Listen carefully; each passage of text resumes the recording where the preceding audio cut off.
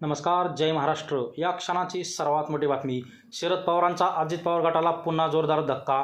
इंदापूरमध्ये अजित पवार गटाला मोठे खिंडार. शरद पवार गटात झाला पुन्हा मोठा पक्षप्रवेश. काय आहे सविस्तर बातमी आपण पाहू. त्या अगोदर तुम्ही चॅनलवरती नवीन असाल तर अशाच बातम्यांसाठी आताच आपल्या चॅनलला सबस्क्राईब करा. जसजसं विधानसभा निवडणुका जवळ येत आहेत तसतसं राजकीय वर्तुळात मोठ्या घडामोडी घडताना दिसत आहेत. गेल्या काही दिवसापासून शरद पवार गटात जोरदार इन्कमिंगची मालिका सुरूच आहे आणि याच पार्श्वभूमीवर इंदापूर तालुक्यातील राष्ट्रवादीचे युवा नेते आणि जिल्हा परिषदेचे माजी बांधकाम सभापती प्रवीण माने यांनी अजित पवार यांच्या राष्ट्रवादीला रामराम ठोकत शरद पवार गटात जंगी पक्षप्रवेश केला. जिल्हा परिषदेचे माजी सभापती प्रवीण माने हे सोनाई परिवाराचे प्रमुख दशरथ माने यांचे चिरंजीव आहेत.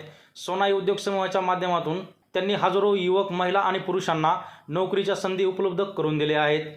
त्यामुळे प्रवीण माने यांची इंदापूर तालुक्यात मोठी ताकद आहे आणि याच अनुषंगाने विधानसभेसाठी राष्ट्रवादी शरद पवार पक्षाकडून प्रवीण माने यांच्या नावावरती शिक्कामार्फत होण्याची शक्यता आहे.